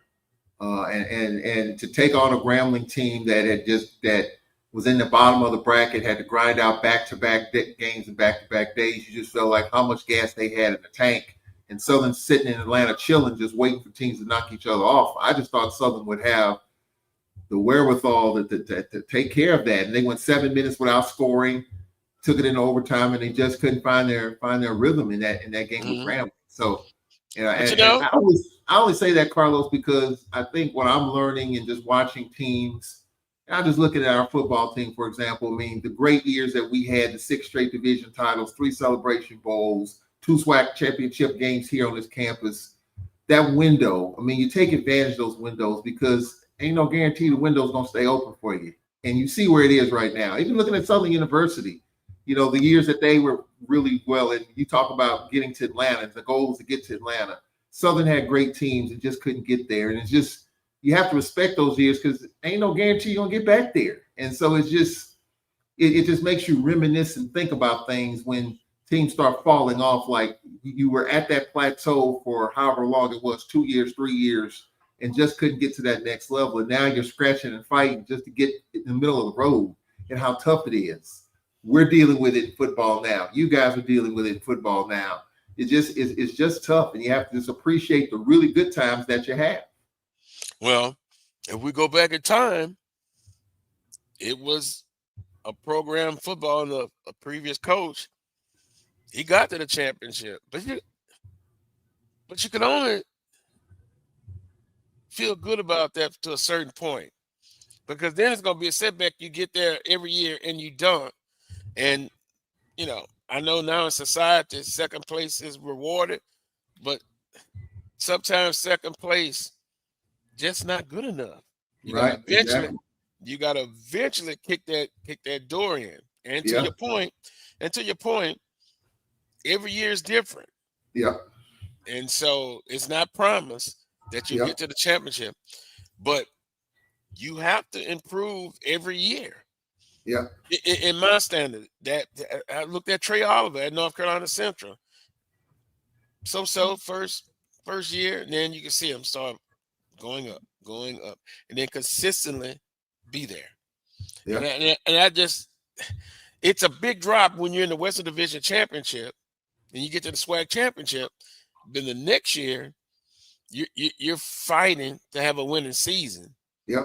That's just not going to set well. And again, you pull for the university, you pull for the coach, and you hope that it's a chance to turn it around.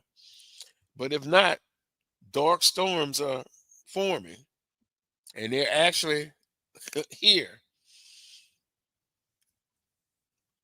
So that hill, and I just related to something I can visualize. Every year, every team in the world is trying to climb a hill. Okay, that hill sometimes changes. It may have a little bit more grass on it, may have cactus on it, and you got to have good climbers to know how to navigate that hill. The hill might get washed away. The hill might look different. The weather around that hill is different. You got to have the right kind of climbers. You got to have the right people on the ground to be able to navigate that hill. But you got to climb that hill. And so if you don't have that, it's going to be hard to climb that hill. And after a while, you're going to get somebody else to climb that hill if your team can't do it.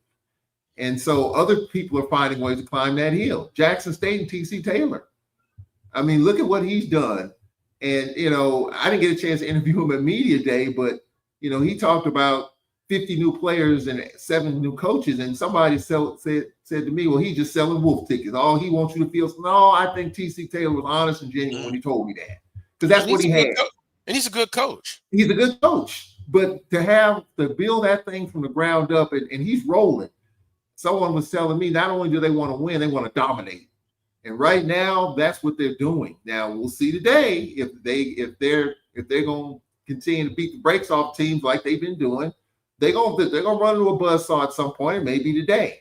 This is Andrew Body's best. This is his brightest moment of his life right here today. We're gonna see, and he's a great story, great recovery. But if he wins this game going to Jackson on their homecoming, Andrew Body, man, it's gonna be one of the great HBCU stories that we've seen this year. But it's gonna be tough to win there. So, but I'm just saying that hill is hard to climb, and T.C. Taylor had to get a team of climbers and the right equipment to climb that hill. And he's doing it in such a short period of time. Good person, good coach. Yes. And from a very good source, applied for the Southern University football job when the job was handed over to Dooley.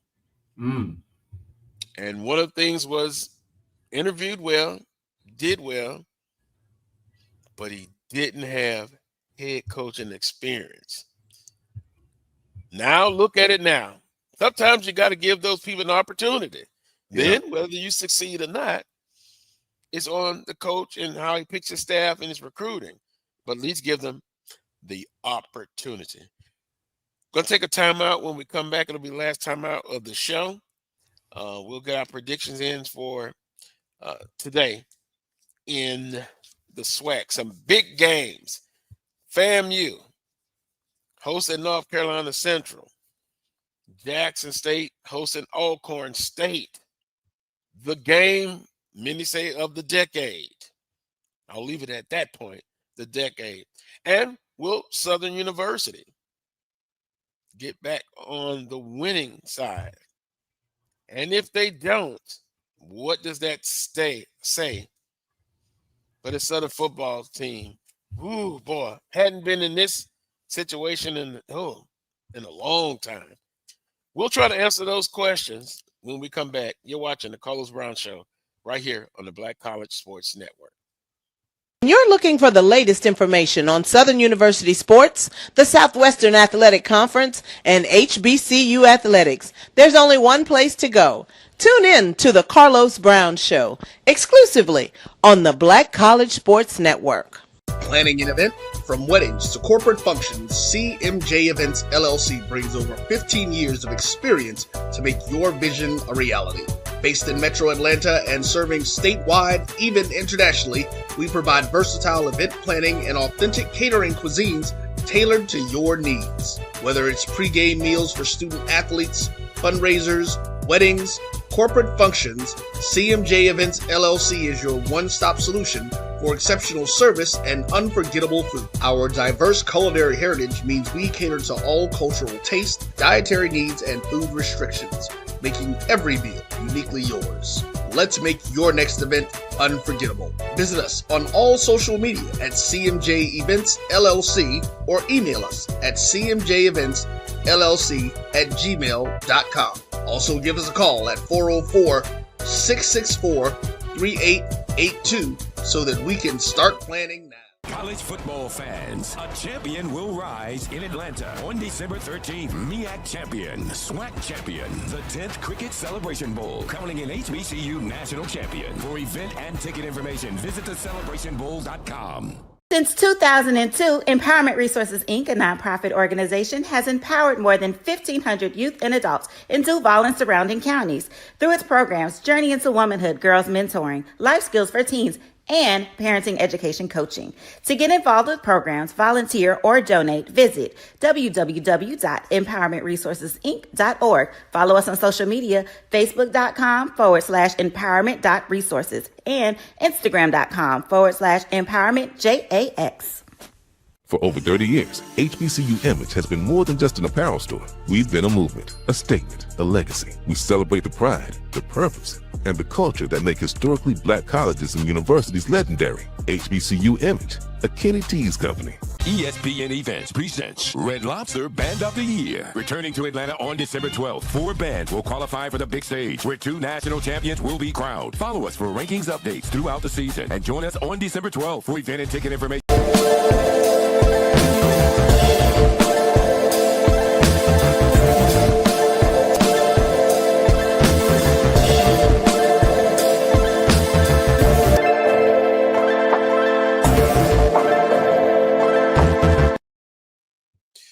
Welcome back to our final segment on today's show, the Carlos Brown Show, right here on the Black College Sports Network. Charles, I'm pulling up the schedule for this week so we can do the prediction. Or, Roy, if you can put it back up, we can kind of do our predictions based on the screen that's coming up shortly.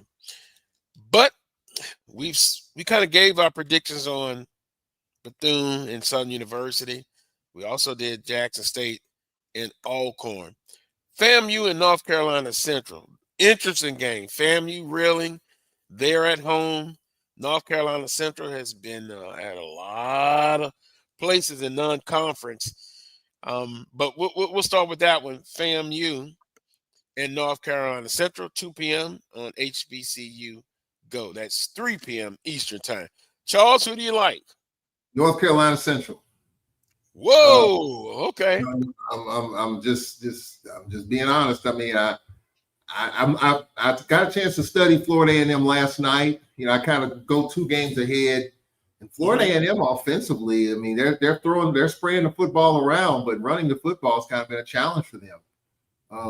I think North Carolina Central is just a better team right now. And Florida A&M, I know Colsey said he's going to get this thing worked out. Well, he better get it worked out today, because Alcorn's coming in there next week. They got Southern and Baton Rouge. FAMU could fade into the sunset here quickly. But I think that North Carolina Central is the better team. I think FAMU will play a little bit better, but I got North Carolina Central winning this game.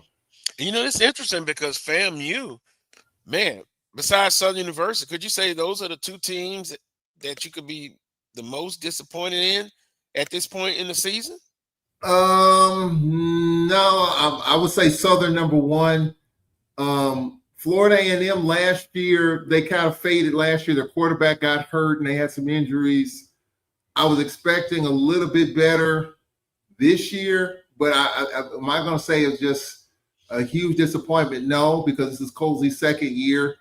I think it's still some work to be done, and he's still trying to put his foot in the ground. So I would say no to that one. I would say Southern's the bigger disappointment rather than Florida A&M. Well, Charles, I just said those 2. I didn't rank them. They're both disappointing to me. Okay. I apologize. Yeah, I would say yes. Yeah, definitely. To answer your question, yes, I apologize. No problem. Who's a step further? Who's the most disappointing? I guess you'd have to ask each fan base, but I think it's neck to neck on that one. I'm kind of torn. North Carolina Central on paper is a better team. FAMU's in a desperate mode, I think, and that's the term I'm using. Yes. EA, tell me if I'm wrong, but they're in a desperate mode. Well, wait a minute. EA said bring on basketball. I know he hasn't given up on FAMU. My heart wants to say FAMU, but my head says North Carolina Central. So I think North Carolina Central comes in, and if they jump out on FAMU like Alabama State did, it could get ugly. But I think FAMU will have a better performance, but I think North Carolina Central still will get the win in.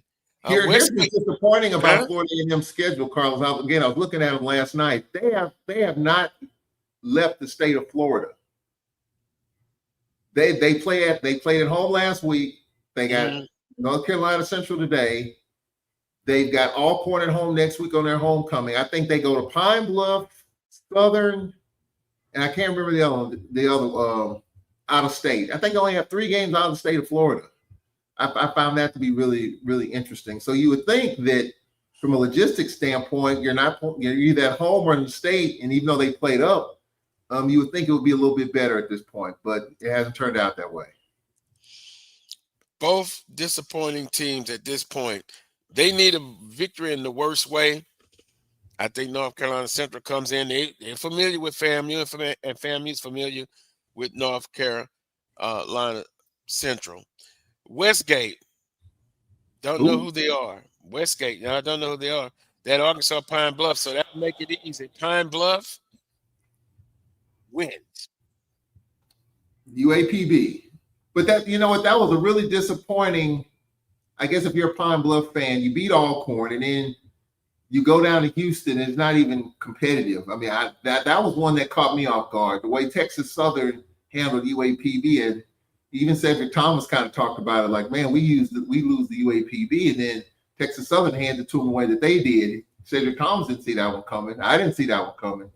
But, they're at home, and I do think that they will bounce back against Westgate. We talked about Alabama State and Jackson State. We all were in agreement at the time Jackson State defeats Alabama State in just a knocking motheroo. That's going to be a tough one there. Grambling State and Texas Southern. Grambling State's homecoming, 6 p.m. ESPN Plus. Now, this could be intriguing. Texas Southern with a big win, 2-1 in the West. This game is important to them. Grambling State 0-1 in the West. Charles, who do you like in this ball game? I'm gonna go with Texas Southern. I'm gonna go with Texas Southern. I think they're building a little bit of momentum. Coach Dishman really laid into his team after that Lamar loss. He said it starts with me, and I think they rose to the occasion against UAPB. They're gonna go to Grambling. I think Texas Southern's gonna win that game. I'm still in Grambling's my alma mater. I love Mickey Joseph and what he's got going on. Grambling's got a lot of stuff going on, but I don't think they're quite there yet. I'm gonna go with Texas Southern in this game to win on Grambling's homecoming. Ooh, a tough one. Homecoming, Grambling State. They lose. They 0-2 in the West. And then 2 Western Division opponents they have their loss to. Once again, they're in a must-win situation as a few other teams in the conference. I'm going to go with Grambling State because they're at home.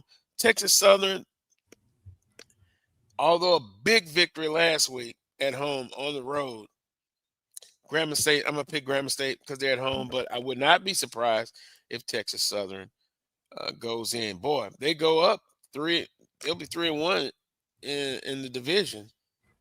And could we say now a PV and Texas Southern for the West? And Prairie View has the tiebreaker because they beat them in the Labor Day. Right. Now, Prairie View also has Alabama State coming up. But, that's another division. But that's a game we'll look at as well. Yeah. But that's the schedule for Week 7 and our prediction. You forgot one, Carlos. Valley and Alabama A&M. Alabama A&M. Homecoming. And sorry, I apologize by that. Mississippi Valley State may be a better team. The record doesn't show it. Yeah. But for Valley, I just want to see in year 3 where they're at. It's a tough situation, but I like Alabama A&M to get it back. There's Willa back. Okay. Willa, excuse me. You want anything you want to agree or disagree with what we said? I think definitely Alabama A&M over Valley. There's no doubt about that. Mm-hmm. Yeah, it's going to be a while before they get up to snuff. Yeah, and I see no reason why folk don't have patience with the guy at Valley. Now, got nothing to lose and everything else to gain. Yeah. Now, I will say this. SWAC Media Day, I think you'll see some new faces. As usual. Yeah. I think that will happen. There is some pressure. And look, they know it. They sign up for it. And that's the way it is. Who can overcome adversity? You just hope that common sense will prevail, Carlos. Well, and common it takes sense a is not while. It always. takes a while to get a program up to snuff. Mhm. I just long for the days when a coach got 3 or 4 years in order to get it done. And I know, I'm pie in the sky kind of guy, all that sort of thing. But those were the days when you had time to go Mhm. out, recruit, build your roster, that sort of thing. People evaluated you on things that meant something, as opposed to whether or not they liked you or clothes you wear or what have you. Mhm. So I don't know. I don't know. There is no more patience. When coaches are making the money that they're making, the patience is gone. In my Yeah, opinion, but it doesn't change the fact that these things take time.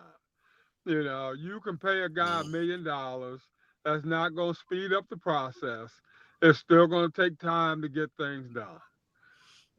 So one entity you can't beat, and that's Father Time.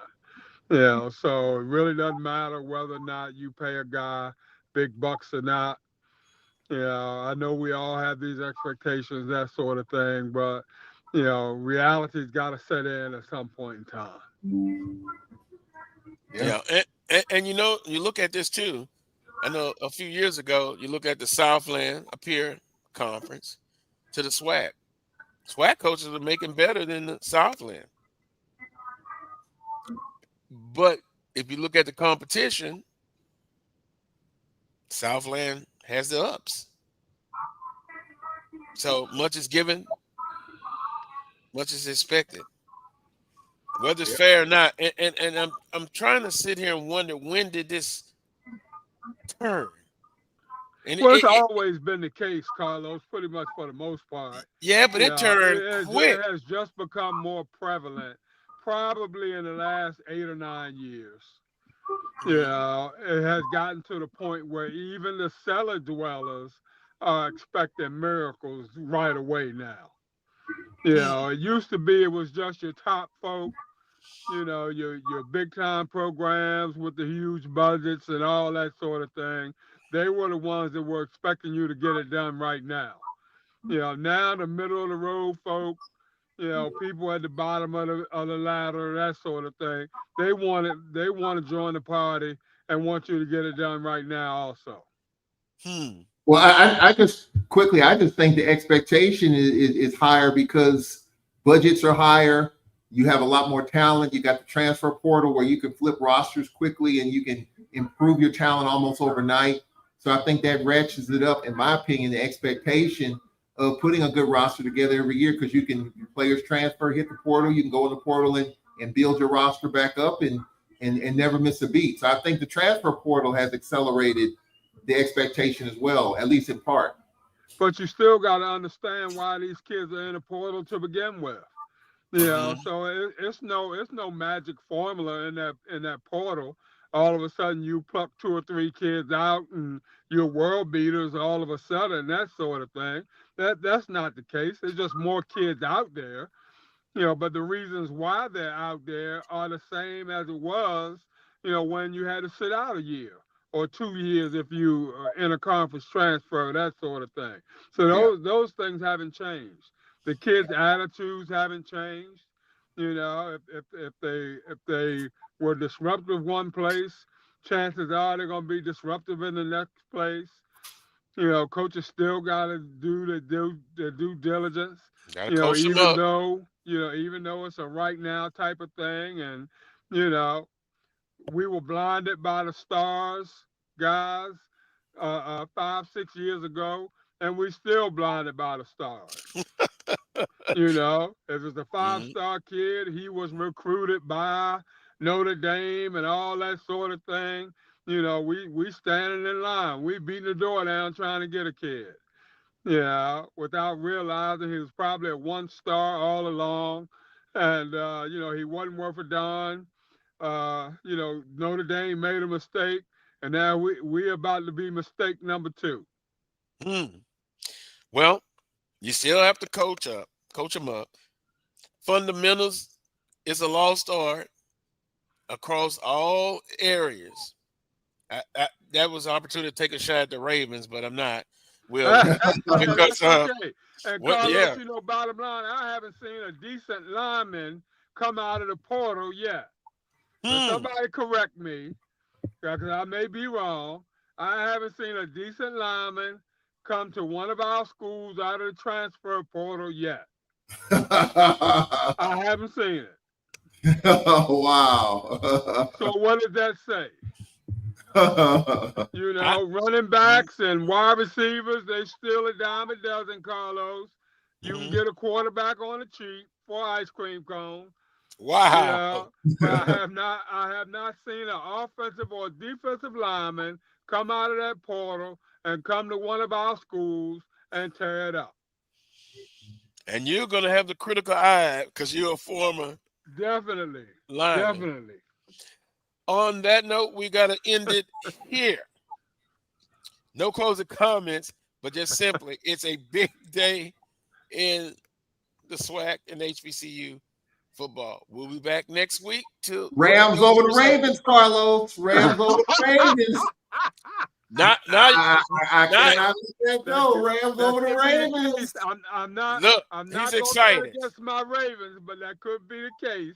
I'm not going to bet against my Ravens. Lamar Jackson's not playing tomorrow. So that's right. Anything goes.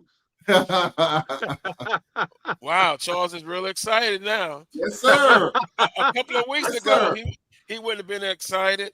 And they're in Baltimore now. And you know, Baltimore now, anything could happen. Yeah, you're right about that. You're exactly right.